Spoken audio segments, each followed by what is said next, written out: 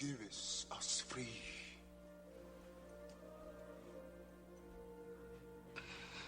Give us free. Your Honor, please instruct the defendant that he cannot disrupt these proceedings with such outbursts. Give us free. If we are to have any semblance of order in this country, Give us free.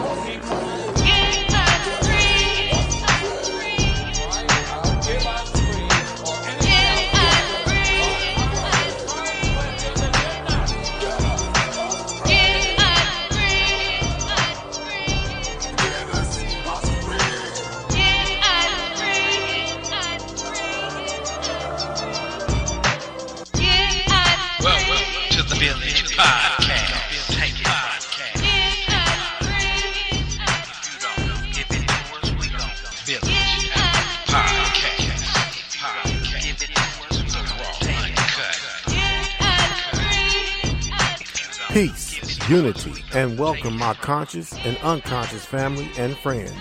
This is the all-new Black Village Community Podcast, and I am truly your host of the show, JC, aka Afro Black, dropping nothing but the raw and uncut, without any fear, as I use my mic as a spear to chucker you with liberated truth.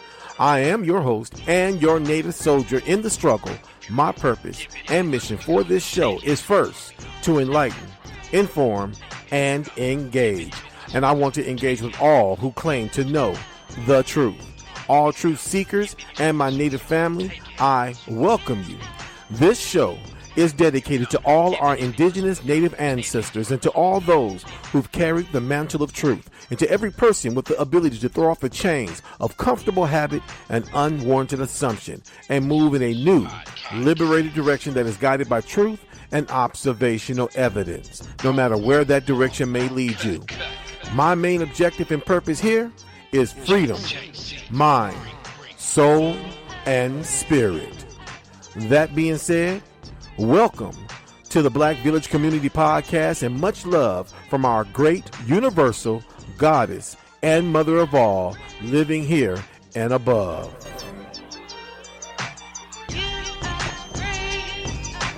DC in the house.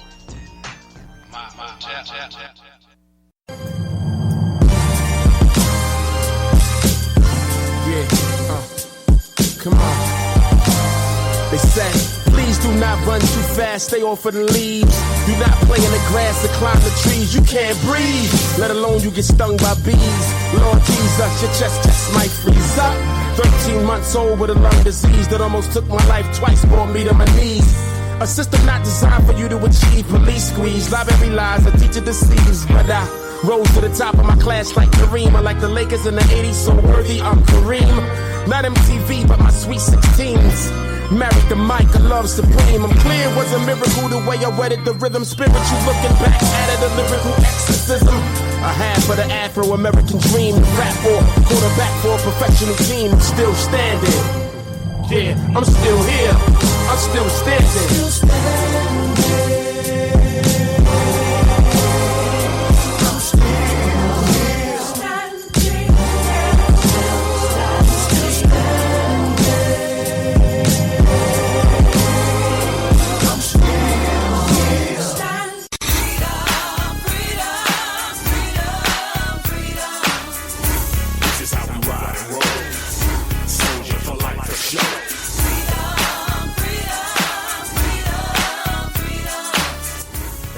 Hey, this is JC, aka for Black, and I am here with you for another delicious Black Sunday to drop nothing but the raw and uncut. You heard me here on the Black Village Community Podcast, and today's podcast subject matter is just as important as the one last week, which I enjoyed, which was last week's podcast subject matter, which was the scheme, the Back to Africa scheme exposed.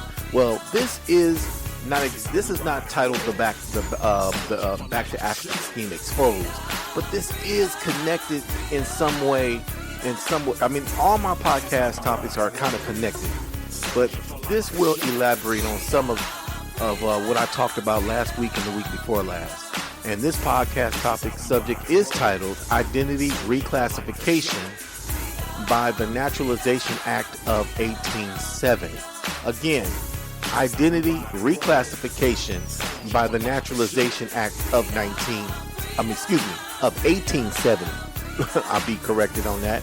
The Naturalization Act of 1870.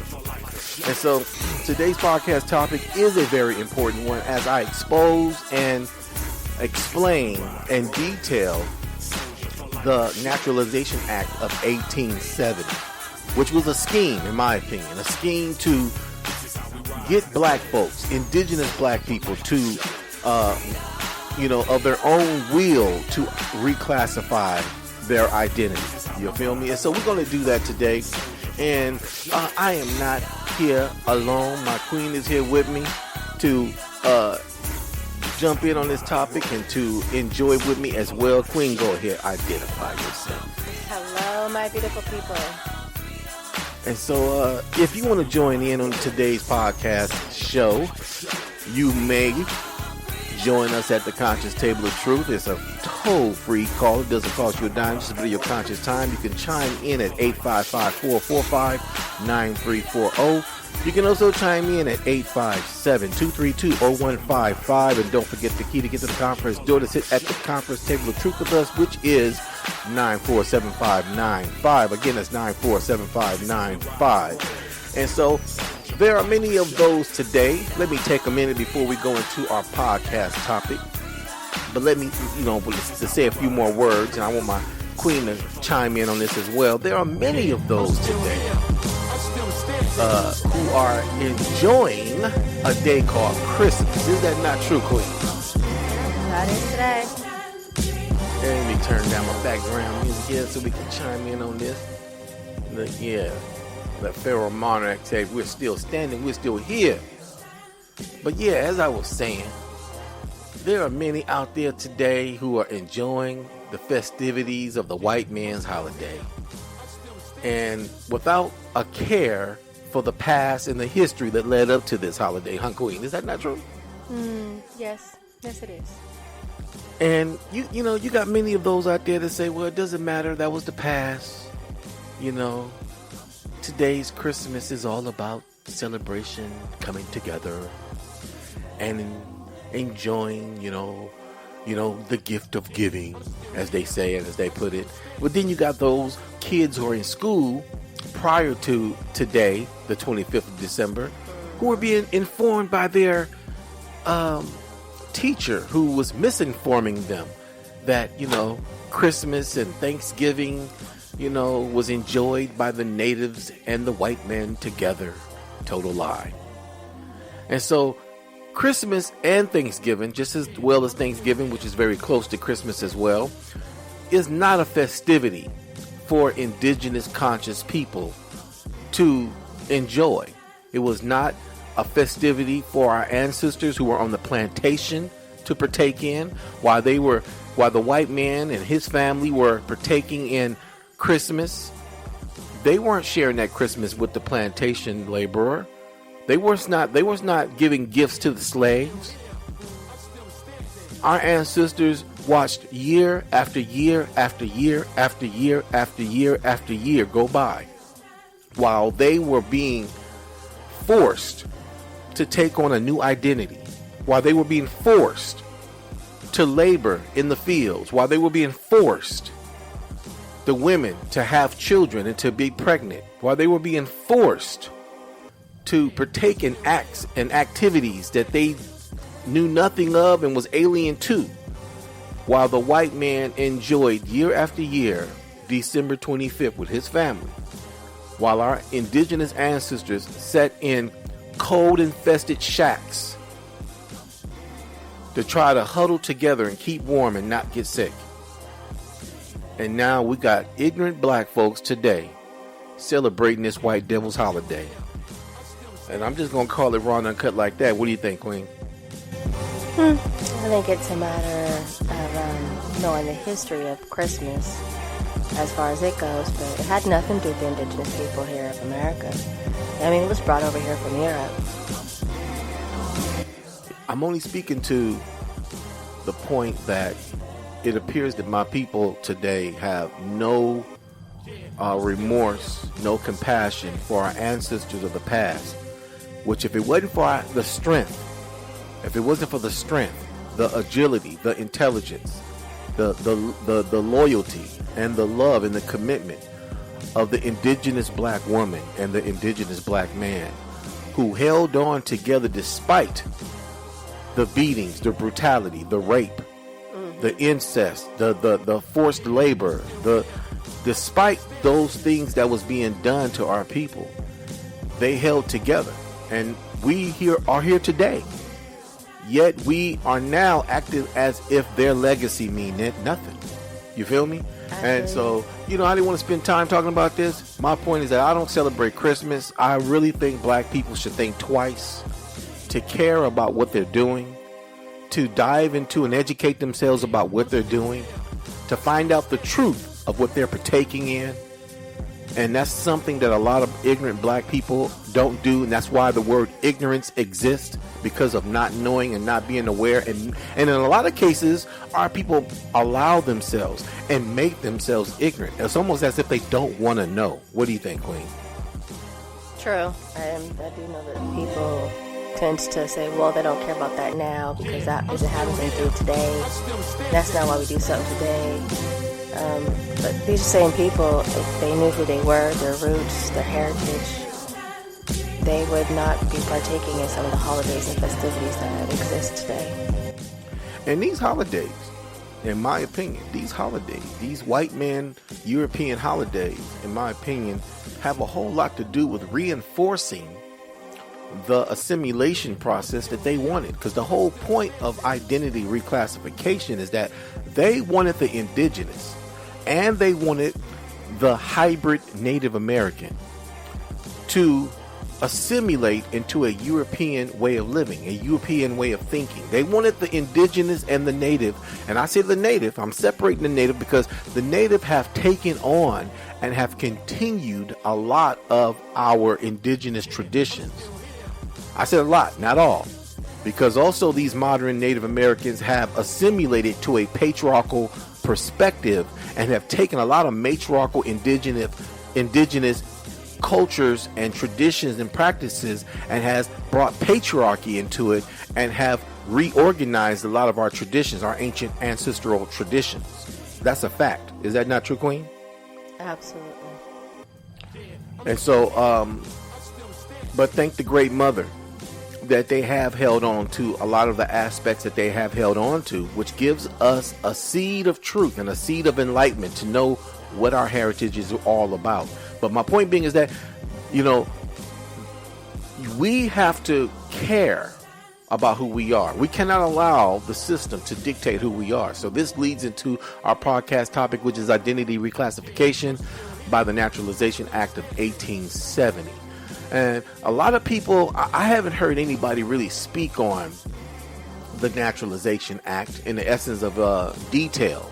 At least it's from the aspect of what I'm going to come from on it. I'm going to come from the aspect that the Naturalization Act was put together, the whole idea, in my opinion, in my conscious opinion, due to the research that I've done.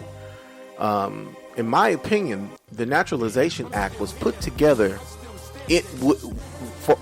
from the perspective, European mind perspective, to reclassify those who were free from slavery and the children of those who are the children of those who were free from slavery, to re-identify and reclassify them for the means of citizenship.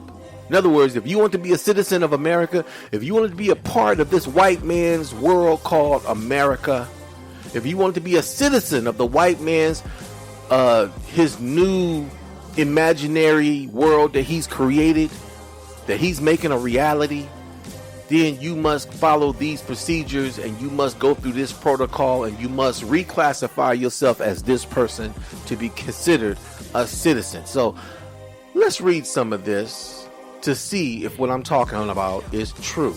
And now, how some of this is going to lead to last week's podcast topic. Last week I was talking about the American Colonization Society, who wanted to relocate our people from America to Africa. So some of this is going to lead to talking about that. So let me start right here where it says Citizenship and Race Naturalization Act of 1870. You see that, Queen? On the identity reclassification document that I shared with you. Let me see. Let me start this since I got this ball going. It says, now that the children of former slaves were automatically granted citizenship status in the United States, an important question remained unanswered. What about the parents and other immigrants? Look what it said.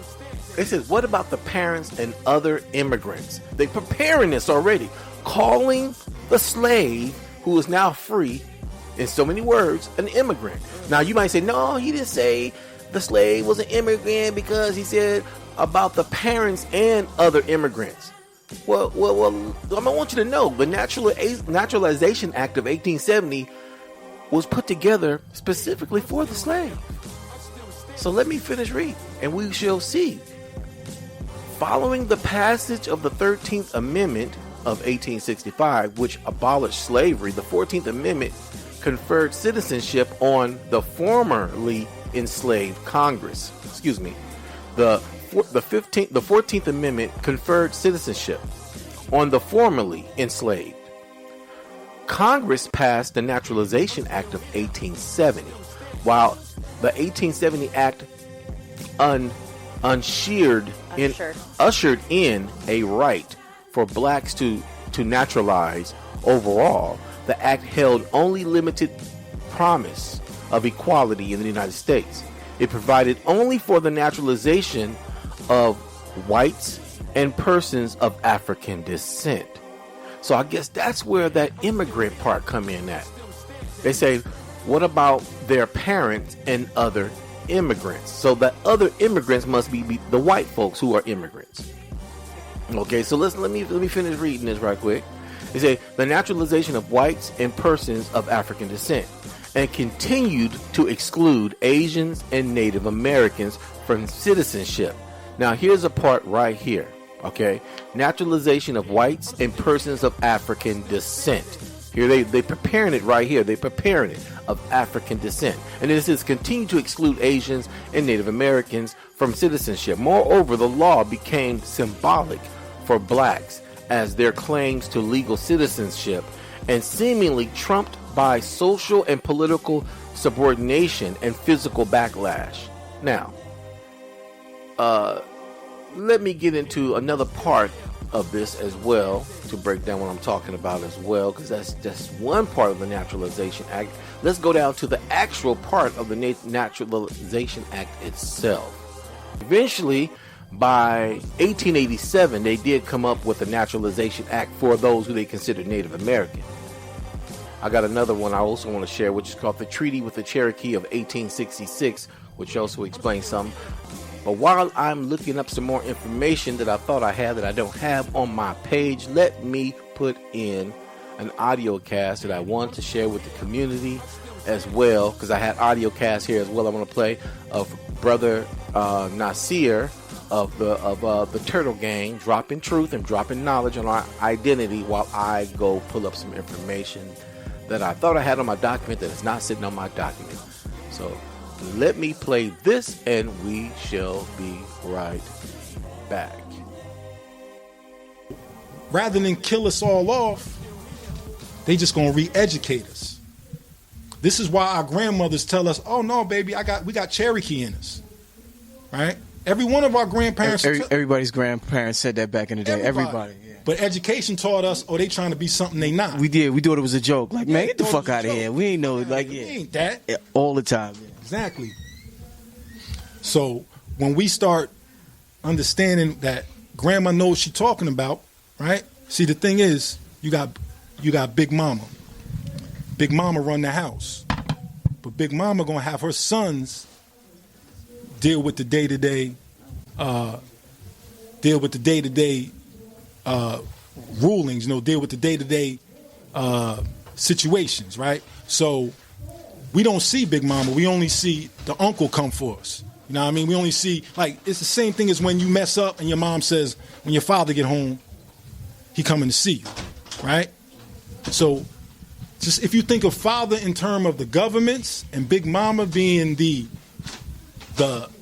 natural government that exists beyond that, you'll understand indigenous culture is Big Mama, and these corporations, also what we call nations, would be the fathers and the organizations that rule the people.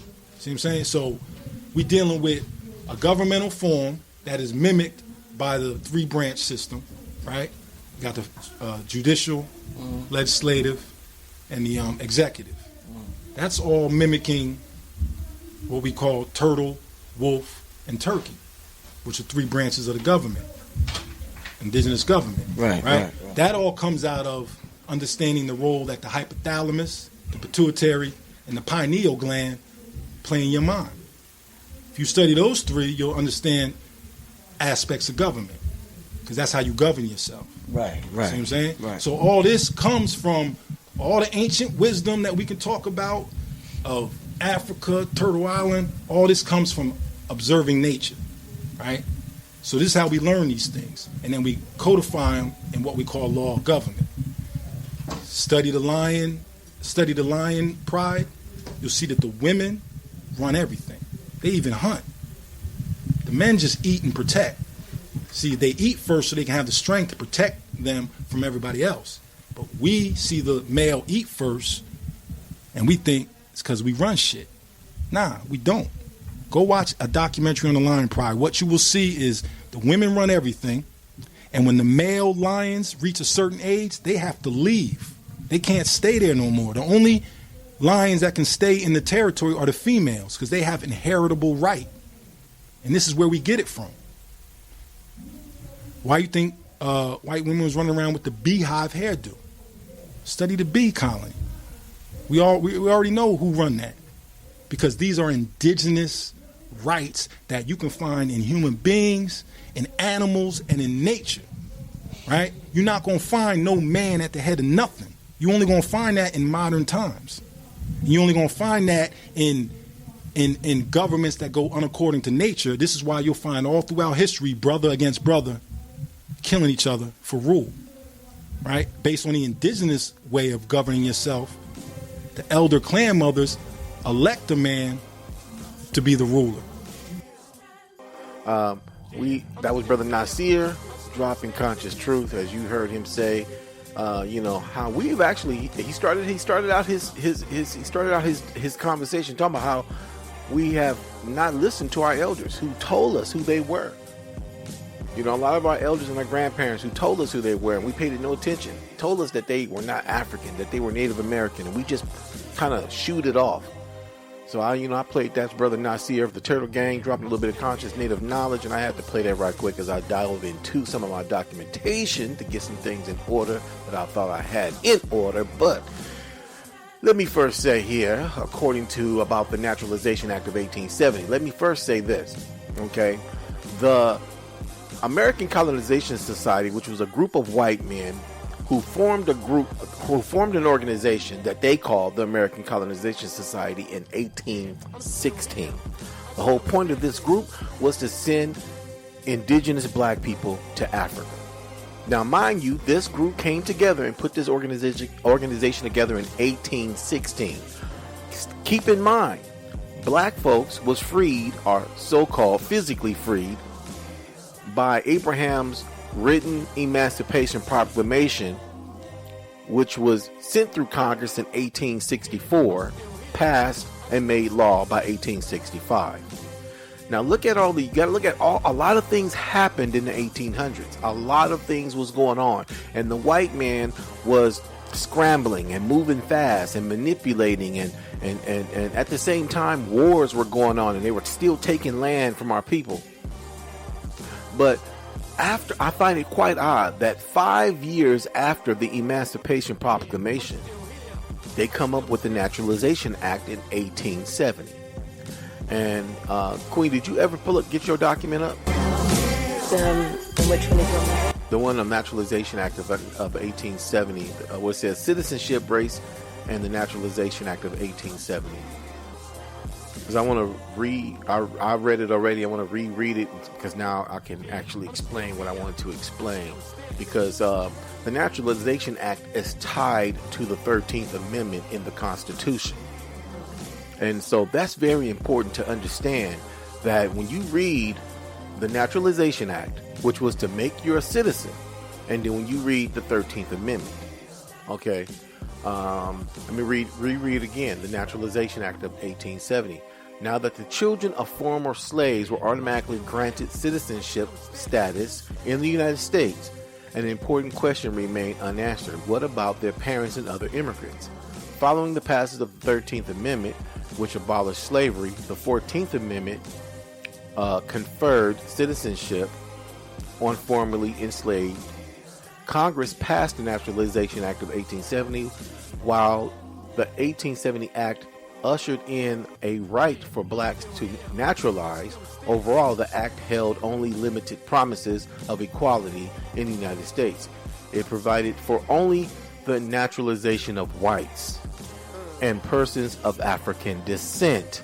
Did you hear that? Let me read that one more time. I'm not going to read the whole thing. This little part, this sentence right here is real important. While the 1870 Act ushered in a right for blacks to naturalize, overall the act only held limited promises of equality in the United States. It provided only for the naturalization of whites and persons of African descent, and continued to exclude Asians and Native Americans. Now look, it did not provide citizenship for black Native Americans. It did not provide citizenship for indigenous black Americans. It only provides citizenship for those of African descent. So you had to accept and embrace a false identity to be considered a citizen. That's what this thing was all about. It was preparing the path for this ideology that we hear today, African American. So let's go down to the 13th, I believe it was let me drop down here to the 13th Amendment. The 13th Amendment. Many think that slavery ended with the Emancipation Proclamation issued by President Abraham Lincoln. Now, mind you, I want everybody to know this information that I'm reading, you can find yourself. This information is taken from like the Naturalization Act. The information I just read was taken from an encyclopedia. So you can go find this information yourself anywhere in your local library, in Encyclopedia Britannica. So let me continue on. I'm reading right now. It's called Common Interpretations, which is on the 13th Amendment. Many think that slavery ended with the Emancipation Proclamation issued by President Abraham Lincoln on January 1st, 1863. However, the Emancipation Proclamation freed only slaves held in the 11 Confederate states that had succeeded. Excuse me. Go ahead and read that, Queen, please. It says, however, the Emancipation Proclamation freed only the slaves held in 11 Confederate states that had seceded, and only in the portion of those states not already under Union control. The true abolition of slavery was achieved when the 13th Amendment was ratified on December 6, 1865. The first section of the amendment declares, neither slavery nor involuntary servitude except as punishment for a crime whereof the party shall have been duly convicted, shall exist within the United States or any place subject to their jurisdiction. Now, what's important to understand or comprehend from this is that most people think the Emancipation Proclamation freed slaves. As you heard, it did not free slaves. It only worked for those who were part of those Confederate states that were succeeding from the Union. That was the whole point of the Emancipation Proclamation. All right. The 13th Amendment was supposed to reinforce the abolishment of slavery. But look, even though it abolished slavery, even though the Emancipation Proclamation, as well as the 13th Amendment abolished slavery, that did not give citizenship to the slaves. That did not give citizenship to the slaves. And this is where the Naturalization Act comes in. But look what the Naturalization Act says. It's not, see, again, these people were all about erasing the indigenous identity from the scene. What scene? From North American scenery. From the minds of the people. From the minds of the people themselves who were indigenous. That's what these people were all about doing. And you get that when you read this. Let me read this again as it states. While the 1870 Act ushered in a right for blacks to naturalize, ushered in an act for them to naturalize, overall the act held only limited promise of equality in the United States. It provided only for the naturalization of whites and persons of African descent, and continued to exclude Asians and Native Americans from citizenship. Well, as far as what I know, my father is not of African descent. He's Cherokee. Well, again, so if they were saying that they were trying to give citizenship to slaves, and if if those people who were enslaved were Native American, black Native American, indigenous Native American people, what was they doing with this Naturalization Act when it said that it only gave citizenship to those who have African descent? What were they doing?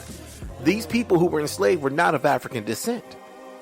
They were of Native American descent. They were of indigenous Native American descent. And if you notice, the term indigenous, you don't see in a whole lot of federal documentation. You see the term Native American. That's another manipulative term, because anybody born on the soil of American soil is considered a native, because now you're native to this country. So, and obviously they knew that they were going to change the definition of native as the years went on, because eventually they changed the definition and evolved that word native. At one time, the word native, at least back in the early 1800s and the 1600s, the word native did tie you to indigenous. But obviously, like I said, these white folks were looking to the future. They knew that long term they were going to change laws. That's why the Constitution is considered a raw document for politicians to capitalize on, supposed to strengthen the country. The Constitution is supposed to be the backbone so that they can build upon to make a better nation. So they knew that they were going to change laws. They knew that things were going to evolve, and eventually the word native did evolve, because it evolved into a definition that anybody, doesn't matter what your ethnic race is, if you're born in America and your parents are born in America, your grandparents you're native to America. So you are Native American. That's why the word indigenous is separated and is not sitting in any federal legal documents when it comes to legality and identity. And they want to tear us and keep us away from that. So, I want to point out a treaty, again, to prove who we are as a people here in America, to prove that black folks in America are black Indians. Now, I know that not all black Indians are Cherokee. You got those who are Choctaw, you got those who are Yamasee, and those who are Iroquois, and those who are Apache and Navajo, and so forth, okay? Many different tribes. But some of the largest tribes the white men dealt with and continued to work with, like the Cherokee being one of the largest confederacies. What most people don't know, and what a lot of people try to dismiss, is that the original Cherokee people were a people of color. And I don't mean light skin, broad nose, straight hair. I mean dark skin, wavy, kinky to curly hair, with a pretty thick nose and some thick lips. And they were brothers and sisters, the original Cherokee people. And so I got a treaty that I want to read in reference to, and this is still tied to the Naturalization Act, because you got to realize the Naturalization Act did not make black people citizens unless you were willing to reclassify yourself. The Naturalization Act did not embrace black Native Americans either. It separated and put people into a caste system. And that's exactly what these treaties did. So here's the treaty that I want to read, called the Treaty with the Cherokee of 1866. Let me say this right. Let me read this. The part of the Article 4 in the 1866 treaty, which is proof in itself that there were not only black indigenous Indians who were Cherokee by ethnicity, but the details of the treaty by its written standards of the treaty, that there were obviously free Negro / black Cherokee Indians and those who were or had been slaves, yet also indigenous black Cherokee in ethnicity and identity. And this American government was fully aware of black indigenous Indians who were here before 1586 and 1587. That year, 1586 and 1587, is really important, is because it's when European English people came over and colonized and took over the majority of the Spanish colonies in 1586 to 1587. Okay, so let me drop down to into the treaty, Article 4. This is the 1866 Cherokee Treaty with the government. Article 4. All the Cherokees and freed persons who were formerly slaves to any Cherokee, and all free Negroes not having been such slaves, who reside in the Cherokee Nation prior to June 1st, 1861, who may within 2 years elect and reside in the northeast of the Arkansas River. Elect not to reside. Go ahead and read that, Queen. My eyes is jumping over things. And it says, all the Cherokees and free persons who are formerly slaves to any Cherokee, and to all free Negroes all free Negroes not having been such slaves, who resided in the Cherokee Nation prior to June 1st, 1861. That's all right. Let me stop right there, because I didn't want to focus on the whole paragraph. I just want to focus on the first part of Article 4, because when you read the first part of Article 4, what I want to point out is that it says all Cherokees and freed persons who were formerly slaves to any Cherokee, and all free Negroes not having been such slaves who reside in the Cherokee Nation. Now, how can you be a Negro and be a Cherokee and reside in the United States and has never been a slave?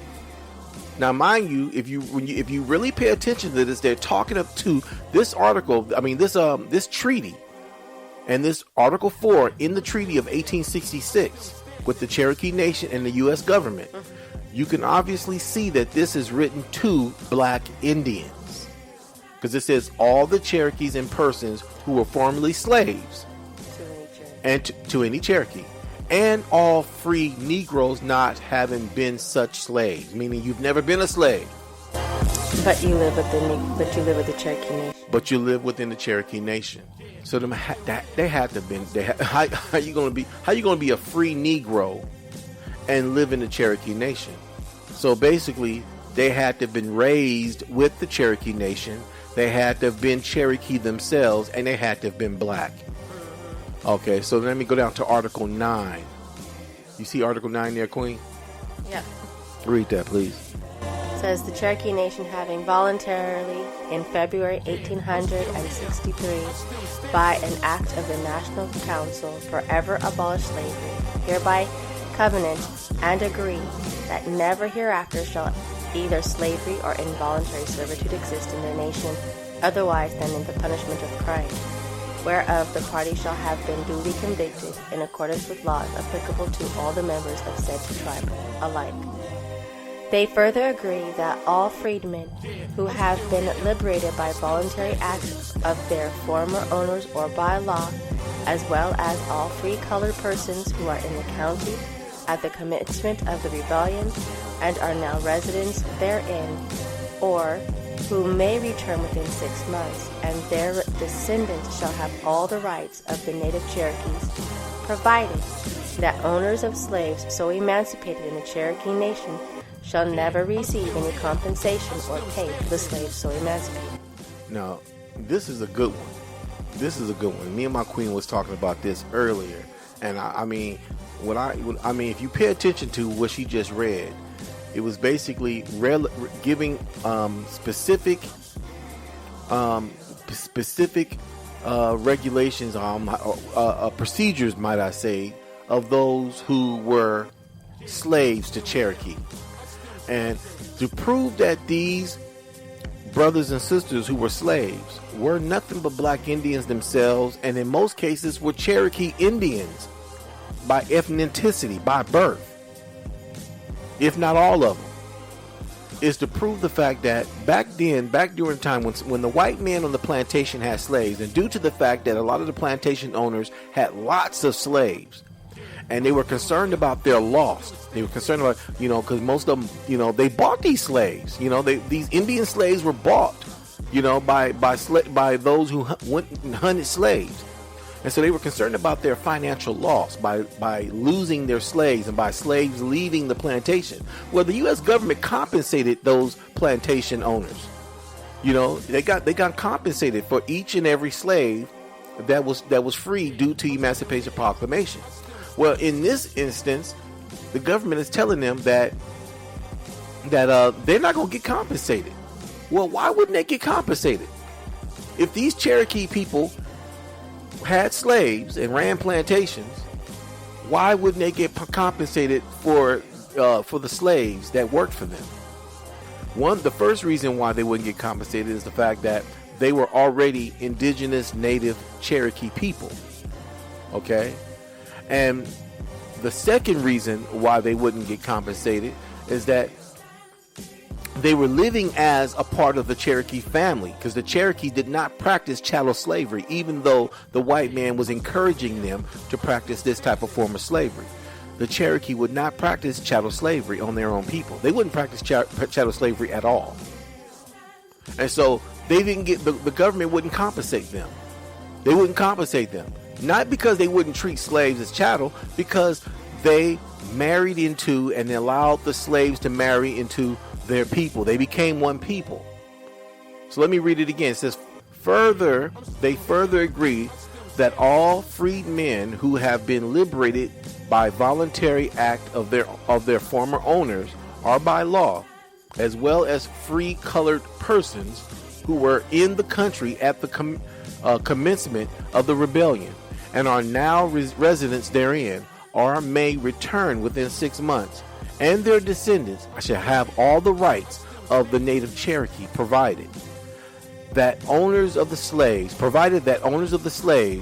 so emancipated in the Cherokee nation shall never receive any compensation or pay for the slaves so emancipated. So basically, you ain't gonna get any money as long as you don't pursue the government for any money. So all those black folks who are Cherokee shall be free and shall have the same rights. And another thing that was tripping me out is that these treaties that our ancestors did with the white man, it was constantly with the white man telling them what and how to do. It was almost like, how is that a treaty? I mean, I thought a treaty was where you met down the middle and you work things out where you kept from hurting one another or creating a war. This is reason, we want war as long as, we abide by these rules. But the rules that the white man was setting, I won't war with you as long as you do what I say. That's what the treaties look like when you read them. Again, what does this have to do with the Naturalization Act?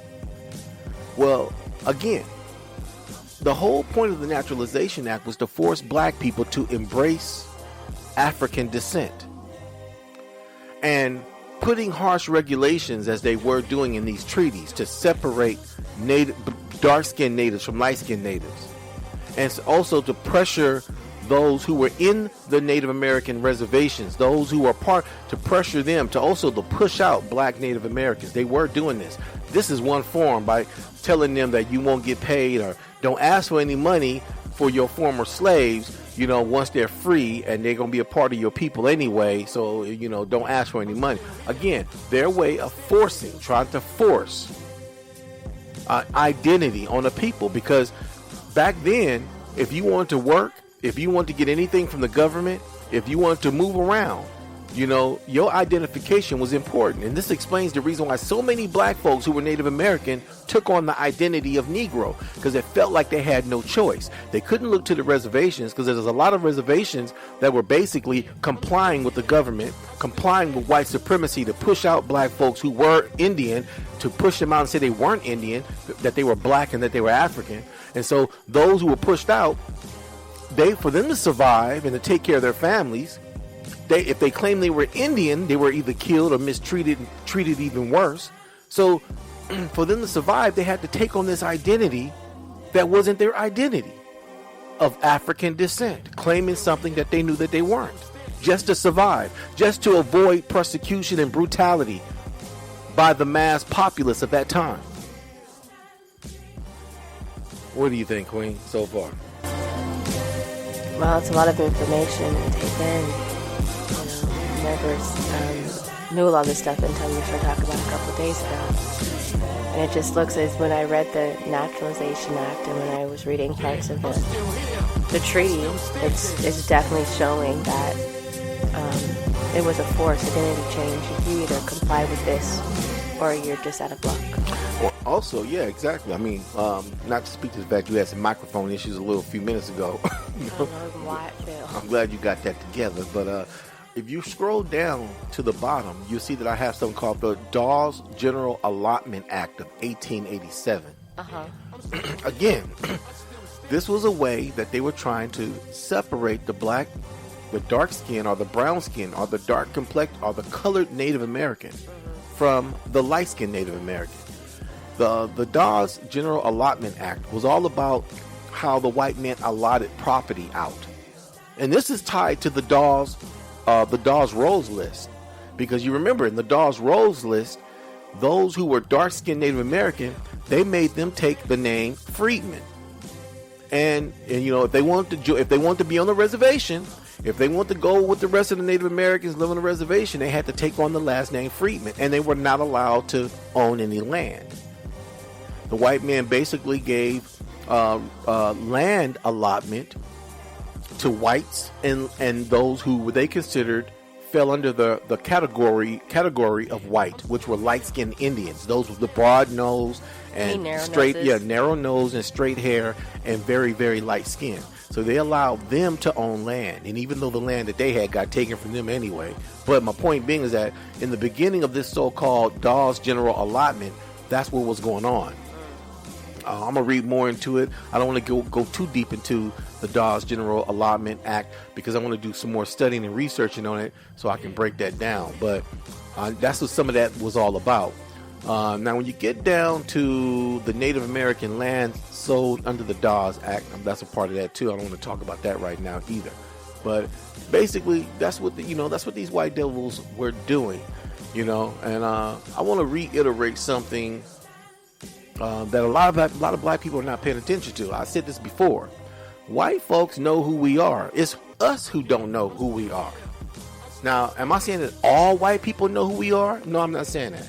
I will say this: the elderly white folks, most elderly white people who are from the 50s, the 40s, the 30s, the 60s, they know. A lot of these young white people today, a lot of them, not all of them, but some of them know as well. Their parents have told them who we are. Okay, but it's us who need to embrace our identity. It's us who need to find us instead of us allowing the system to tell us who we are. And that's for the most part what black people are still allowing to happen. They're allowing the educational system. They're allowing the judicial system. They're allowing the system in itself to define them and to identify them and to classify them as who they, of what their ethnicity is, instead of them finding out for themselves, instead of them searching and looking for themselves. And if you think about it, the system is set up to keep us from finding out the truth. This is the reason why they make it so expensive to research your heritage and to research your lineage. And then when it comes down to the DNA testing, they manipulate that as well. Most people don't even realize that when it comes to the DNA testing, when it comes to They only can test less than 1% of your DNA anyway. It'll be too costly, too expensive, and the average individual wouldn't be able to afford a real, true generational or DNA test where you can test where you can be tested against DNA of your ancestry going way back to historical times. I mean, that type of testing costs too much money. So they only test less than 1% of your DNA. And then when it comes to testing us against native DNA, that entails a whole array of legality, political game, anywhere from how they testing those of us who are actually we're indigenous Black and Native Americans. But see, how you going to test an indigenous Black Native American against DNA that you claim don't exist? They claim the federal government claims that indigenous people don't exist no more. That was the whole part of the Naturalization Act. Because see, when you become a citizen, now you exist. If you're not a citizen, well, you know, they already considered the fact that they say they committed genocide on the indigenous people. Exactly, setting the floor again, setting the roadway, setting the pathway to basically program people's minds to see things a certain way that they want us to see it. We exist. The indigenous people are right here. I walk out my door, I see indigenous people all day long walking up and down the street who don't even know they're indigenous. And what makes you indigenous? What makes you indigenous is when you are a descendant, you are genetically connected to the original people of America. But how can they check your DNA against people who they claim don't exist? Do you truly believe that those who they consider don't exist no more, like a lot of the native tribes who cannot get federal recognition? The government won't recognize them. You know, the government won't recognize them because the government don't want them to exist. And you got to realize also, when it comes to getting federal government recognition, there's a whole lot of hoops you got to jump in. Whole lot of regulations you got to bend over and take from the U.S. government to get this federal recognition. And most people want to believe, including those who are running the program, that it's all about money. When it's not about money. I truly believe a lot of these native tribes who are trying to get recognition, they're doing it to get recognition. They're not doing it for the money. I don't think most of them even give it down. Now, eventually, when they create these tribal boards full of these white devils or these hybrid white people who claim they're Native American, it becomes about money. But I don't think it starts out about money. I think it truly starts out about wanting to be recognized so that people know that, hey, I am here. But the government refuses to acknowledge and refuses to recognize many native tribes that are Black native tribes. You know, and you know, like the Yuchi tribe and the Yamasee tribe. I've said these names before. You know, they refuse to ignore and a lot of these tribes, they only recognize these tribes if the people are headed by light skin or white skin looking native people. If a bunch of Black folks came together and say, prime example, the Gula Geechee, you know, right now they are in jeopardy of losing their land. The white men talking about taking their land. For years, the Gula Geechee did not get any federal recognition. And then they got state recognition.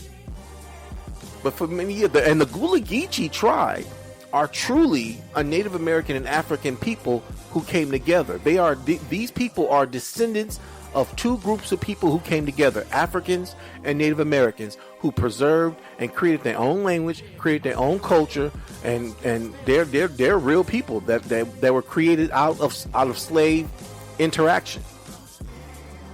But not everybody who's Black are descendants of African slaves. You had many people on the plantation who were descendants and who are indigenous people of North America due to the fact that the first people on the plantation were indigenous people. The people who originally ran the plantation, cultivated the plantation, started the plantation, built the plantation, were indigenous Black people. So, on that note, you know, I know I jumped around a lot and said a lot of information there, but, you know, like I said, you know, starting with not the Naturalization Act, but starting with the American Colonization Society, which began in 1816. Okay, they started in 1816. Now, most people tell you, well, the Naturalization Act was passed in June 18th, 1798. That's true.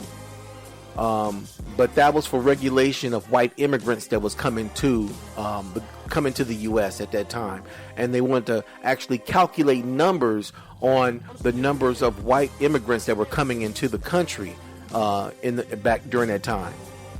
So, like I say, the white man was moving real fast, because when black folks was freed in 1865 from the plantation, because you got to realize in 1798 black folks were still on the plantation. Okay, but in 1865, when black people was freed from the plantation through the so-called Emancipation Proclamation, and you also heard the Emancipation Proclamation did not free all black people. It was only for those states that were seceding from the Union. But they quickly came out with the Naturalization Act of 1870, and that whole purpose of that act was to reclassify those who were slaves to embrace the identity of being of African descent. You see that, Unqueen, right?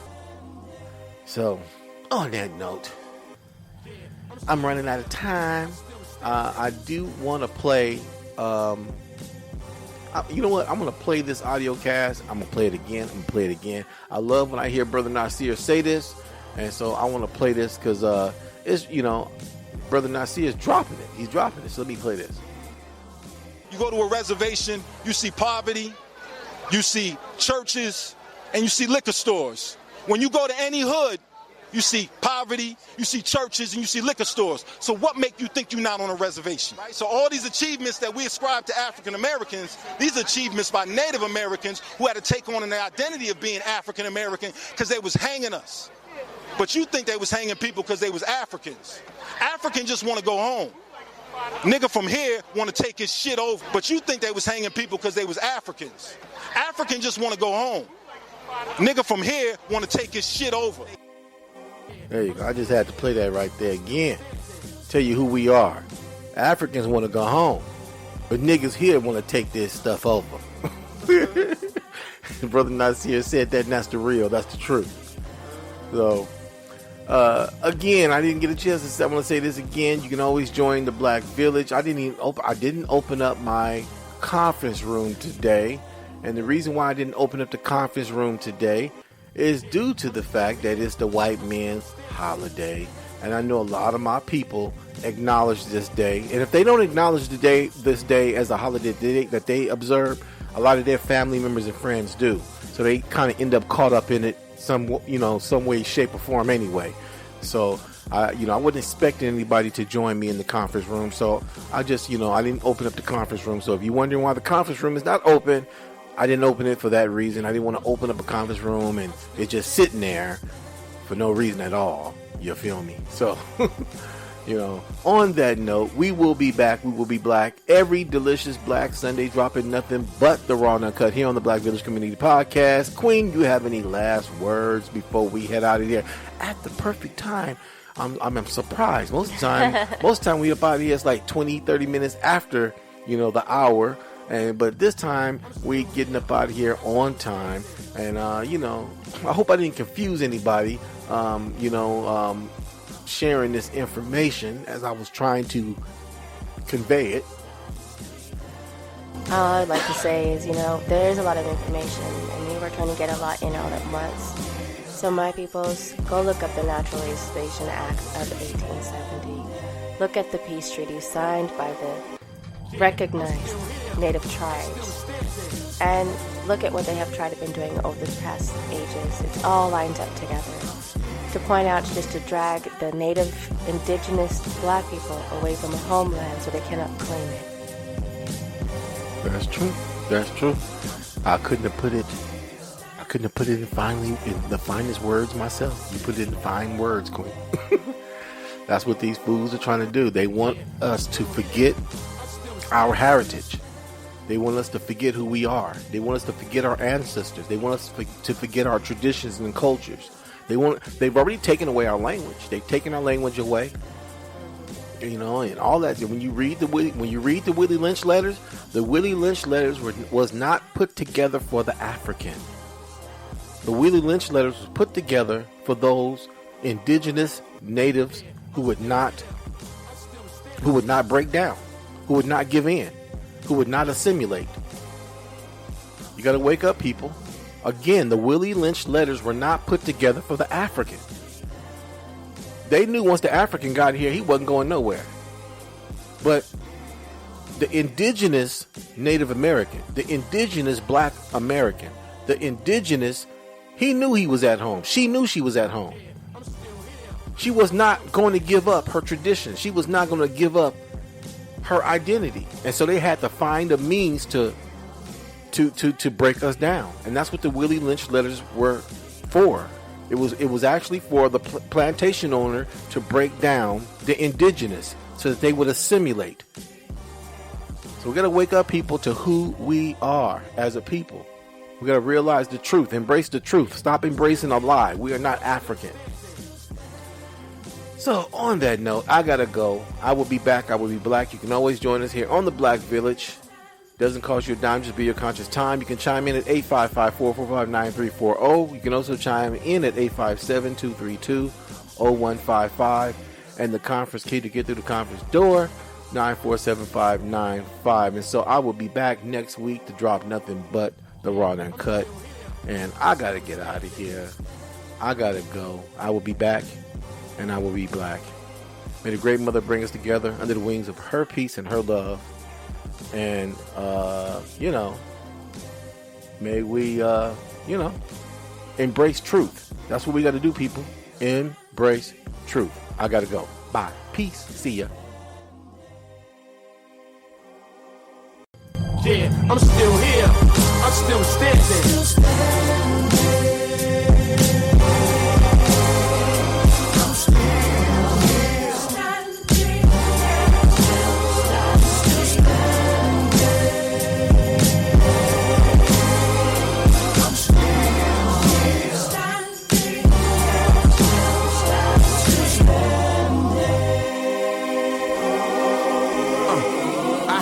Dead bodies to claim. Never been a trigger man. Crack never pedaled that. Opposite a jigger man.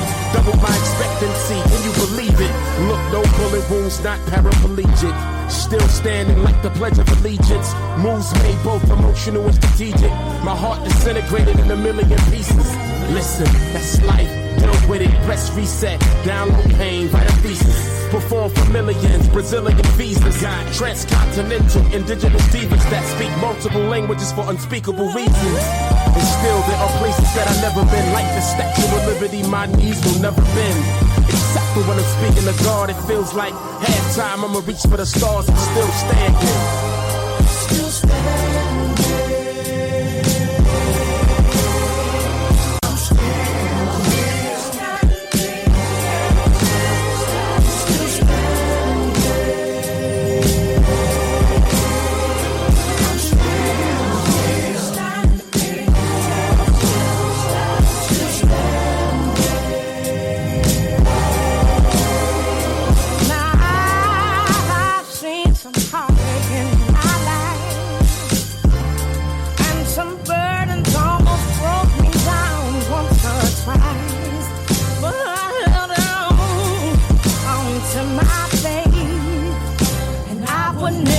Change a thing that brought me here today, 'cause it helped me grow, and it helped me know which way to go and which way to not go. And I'm so grateful, yeah, I'm so grateful, 'cause I'm still standing. I'm still standing.